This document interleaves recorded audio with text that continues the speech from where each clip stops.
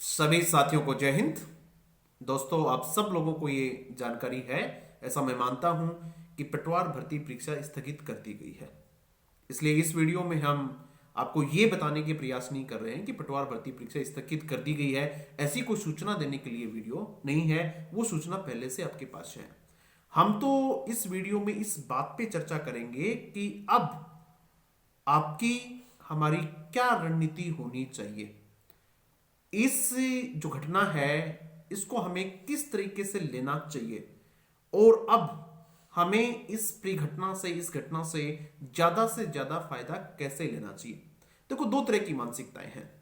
एक तो अब आप ये कहना शुरू कर दो कि साहब क्या करें, मुझे तो बहुत नुकसान हो गया, मेरी तो बहुत अच्छी तैयारी थी, अब मैं क्या करूंगा, मुझे तो बहुत ज्यादा नुकसान हो जाएगा, मेरे लिए तो बहुत बुरा हो गया ये। एक तो ये मानसिकता है।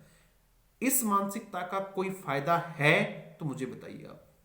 आप जानते हैं कि भर्ती स्थगित हो गई है, आप इसके ऊपर रोना धोना करें तो भी स्थगित है, और यदि आप उसको सहजता से स्वीकार कर लें, आप इसको ठीक ढंग से एक्सेप्ट कर लें, तो भी भर्ती स्थगित हो गई है। इसलिए इस प्रकार की नकारात्मक बातों पे हम बिल्कुल चर्चा नहीं करेंगे। और मेरी आप लोगों से राय है कि आप बिल्कुल नकारात्मक नहीं हो। बस आप तो ये सोचें कि इस मौके का, ये जो हमें मौका मिला है, इसको एक मौका मानिएगा आप लोग। यदि आप इसको मौका नहीं मानेंगे, इसको दुर्घटना मानेंगे, तो आपको नुकसान होना है। आप इसको मौका मानिएगा कि इस मौके का हम ज्यादा से ज्यादा कैसे फायदा उठा सकते हैं। इस बात पे हम आज चर्चा करने वाले हैं। दोस्तों, कोई भी काम यदि आप करते हैं तो उसके लिए एक अच्छी खासी रणनीति आपको बना लेनी चाहिए। अब हमारे पास समय है, हम इस बचे हुए समय का किस प्रकार से ठीक से उपयोग करें, उस पे आज हम चर्चा करने वाले हैं। आपके पास आपका जो सिलेबस है वो रिवाइज करें, आप उसके बहुत सारे टेस्ट दें, आप अपनी प्रैक्टिस को और मजबूत करें। किन्हीं कारणों से यदि आपका सिलेबस पूरा नहीं हो पाया था तो सिलेबस को पूरा करें। आपको लगता था कि किसी वजह से मेरा ये पोर्शन जो है ये कमजोर रह गया था, उस पोर्शन को आप अब मजबूत करें। मैं आप लोगों से जो चर्चा कर रहा हूं वो ये कर रहा हूं कि अब आप लोग किन किन चीजों को किस किस ढंग से मजबूत कर सकते हैं। ऐसा मानते हैं कि आपकी सिलेबस सबका कंप्लीट हो गया, ऐसा हम मान के चल रहे हैं, क्योंकि जब परीक्षा 10 तारीख से थी तो ज्यादातर बच्चों ने, जो गंभीर विद्यार्थी हैं, उन लोगों ने तो अपनी तैयारी कंप्लीट कर ही ली होगी। जिन्होंने नहीं की है उनके लिए भी एक अवसर मानते हैं हम इसको। तो हम मानते हैं कि आपका सिलेबस कंप्लीट हो गया। अब आपको क्या करना चाहिए? पहली बात यह है कि आपका जो पहला पोर्शन है, general science, history, polity, geography और जनरल जीके जो है, इंडिया वाला पोर्शन है, जिसके आपके पास 38 क्वेश्चंस जो आने थे, इसके लिए आप क्या करें? इसके लिए आप ज्यादा से ज्यादा प्रैक्टिस करें। प्रैक्टिस कहां से करें सर? प्रैक्टिस आप ल्यूसेंट की एक ऑब्जेक्टिव बुक आती है, जहां से जो लोग भी पेपर बना रहे हैं, ज्यादातर लोग आप लोगों को यूट्यूब वगैरह पे पेपर सोल्व करवाते हैं, बहुत अच्छा करवाते हैं, आप वहां से भी कीजिएगा। लेकिन आप देखिएगा कि वो सब लोग भी किसी न किसी बुक से ही तो तैयार करवाते हैं। ऐसा तो है नहीं कि भाई वो कोई ऐसा कहीं से बना लेते होंगे क्वेश्चंस, ऐसा कुछ नहीं है। वो भी किसी अच्छी बुक को पढ़ते हैं, वहां से आपको क्वेश्चंस करवाते हैं। तो आप भी कोई अच्छी बुक लें, और मेरी नजर में प्रैक्टिस के लिए लूसेंट की ऑब्जेक्टिव बुक आती है, ऑब्जेक्टिव जनरल नॉलेज की जो बुक आती है, आप उस बुक को लें। और उस बुक में पुराने क्वेश्चंस हैं, बहुत प्रकार की जो एग्जाम हुई है, लगभग सभी प्रकार की एग्जाम हुई है, RS IS से लेकर SSC वगैरह जितनी भी एग्जाम्स होती हैं, सभी एग्जाम्स का एक अच्छा कलेक्शन है उनके पास। उस बुक में अच्छा कलेक्शन है, टॉपिक वाइज कलेक्शन है। जिस तरह से सभ्यता के क्वेश्चन है तो सभ्यता वाले में एक चैप्टर है, उस चैप्टर में जिन जिन एग्जाम से क्वेश्चन आए हुए उन सभी क्वेश्चंस को उसमें लिया हुआ है। तो आप उसको अपनी तैयारी जांच सकते हैं, अपनी तैयारी को बढ़ा सकते हैं। यदि वो क्वेश्चंस ऐसे हैं जो आपने पहले नहीं देखे हैं, पहले नहीं किए हैं, तो आप उन क्वेश्चंस को अब देख सकते हैं। अब आपके पास समय है, बहुत अच्छा कलेक्शन है, वो क्वेश्चंस का बहुत शानदार कलेक्शन है। मैं मानता हूं कि एक बार आपको परीक्षा से पहले अपने सिलेबस के हिसाब से, मैं ये नहीं कहता हूं कि पूरी की पूरी बुक को आप सोल्व कर लो, ऐसा नहीं है। आप अपने सिलेबस के हिसाब से, जो आपका सिलेबस है उस सिलेबस को आप देखें कि भाई मेरे सिलेबस में जिस तरह से मौलिक अधिकार है, मूल अधिकार है, तो आप मूल अधिकार वाले चैप्टर को ही लें और उसमें जितने भी क्वेश्चंस आए हुए हैं उनको ठीक ढंग से सोल्व कर लें। यदि आपको पहले से आते तो ठीक है, यदि उनमें से कुछ नए क्वेश्चंस हैं तो आप नए क्वेश्चंस को अपने पुराने नोट्स में ऐड कर लें, आपकी तैयारी बहुत ठीक हो जाएगी, ऐसा मैं मानता हूं। दूसरा पोर्शन जो आपका है वो history, geography, polity of Rajasthan. Rajasthan वाला जो पोर्शन है उस पोर्शन को आप कहां से तैयार करें। आपने जिस बुक से भी किया होगा बहुत अच्छा ही किया होगा, मैं ये मानता हूं।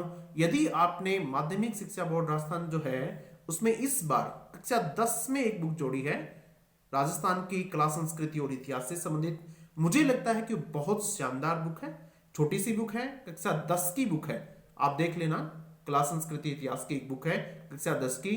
आप उस बुक को यदि आपने नहीं पढ़ा है तो एक बार उस बुक को पढ़ लो। आपने बाकी किसी भी बुक को पढ़ा होगा, निश्चित रूप से आपके रिवीजन के लिए वो बुक बहुत शानदार बुक है और उसमें बहुत अच्छे ढंग से सभी टॉपिक्स को ठीक ढंग से समझाया हुआ है। ऐसी कोई चीज उसमें नहीं है जो उसमें छोड़ी हो, ऑथेंटिक भी है। यदि आपने पढ़ी है तो बहुत अच्छा है, अगर नहीं पढ़ी है तो आप उसको पढ़ लें। उसके बाद में जो आपका तीसरा पोर्शन है जनरल हिंदी और इंग्लिश। जनरल हिंदी के लिए आपने कोई भी बुक पढ़ी होगी, राघव प्रकाश पढ़ी होगी, कोई दूसरी बुक पढ़ी होगी, किसी कोचिंग के नोट्स पढ़े होंगे, निश्चित रूप से आपने अच्छी तैयारी कर ली होगी। मैं तो इस वीडियो में आपको यह बताना चाह रहा हूं कि आप अपने प्रैक्टिस को कैसे मजबूत कर सकते हैं। आप जितनी ज्यादा टेस्ट देंगे, जितने ज्यादा प्रैक्टिस करेंगे, जितने ज्यादा क्वेश्चन सोल्व करेंगे, उतना ही फायदा होना है। तो उसके लिए आप लोग क्या करें, लूसेंट की ही एक आती है जनरल हिंदी नाम से आती है, वो भी ऑब्जेक्टिव बुक आती है, उसमें बहुत सारे क्वेश्चंस है। देखो बेटा, कई बार क्या होता है कि बच्चों को पता ही नहीं होता सर प्रैक्टिस कहां से करें। तो आप मार्केट जाइएगा, 150 रुपए की वो बुक आती है, उससे आपको नुकसान नहीं होना है, क्योंकि उसमें कॉन्सेप्ट वगैरह तो है नहीं कुछ, वो तो आपने पढ़ ही लिए। बस उसमें क्वेश्चन पेपर्स हैं, बहुत सारे क्वेश्चन पेपर्स हैं। जिस तरह से समाज का टॉपिक है तो समाज पे पुराने जितने भी क्वेश्चंस आए हुए हैं वो सब के सब हैं, तो आपकी प्रैक्टिस हो जाएगी। आपको कितना आता है कितना नहीं आता है, आप उस बुक को जरूर ले लें। और इंग्लिश का तो पोर्शन बहुत ज्यादा है नहीं, उसमें कॉमन एरर के क्वेश्चंस हैं, तो कॉमन एरर के लिए आप किसी भी बुक को देख लें।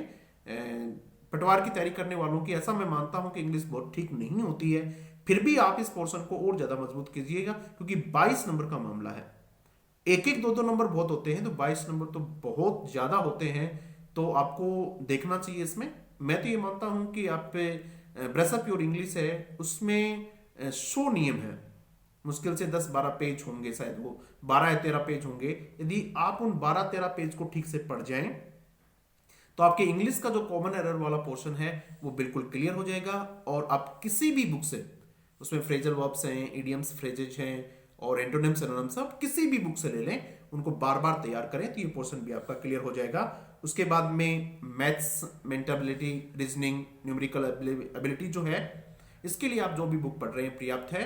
RS अग्रवाल में बहुत शानदार प्रैक्टिस है, आप उस प्रैक्टिस को कीजिएगा, उन क्वेश्चंस को कीजिएगा जो आपके सिलेबस में है।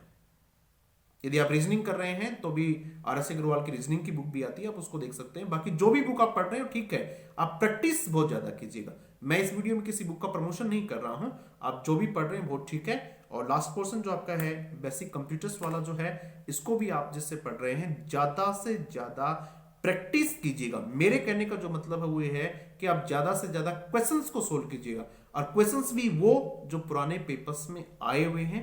मार्केट में आप कहीं भी जाइएगा, वहां आपको कोई न कोई बुक ऐसी मिल जाएगी जो प्रैक्टिस सेट होते हैं।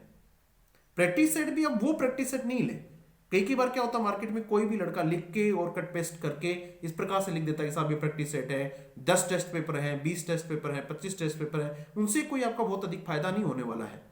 आप पुराने जो क्वेश्चन पेपर्स आए हुए हैं उनको देखिएगा, उनकी डेप्थ को देखिएगा, उनकी गहराई को देखिएगा कि कितना ज्यादा उसमें पूछा गया है, किस लेवल के क्वेश्चंस आए हुए हैं, उन क्वेश्चंस को देखिएगा तो आपका काफी अच्छी तैयारी हो जाएगी। और एक बार फिर से मैं आप लोगों को कह रहा हूं कि एग्जाम जो होता है वो आपके नॉलेज का कम और आपके टेम्परामेंट का ज्यादा टेस्ट होता है।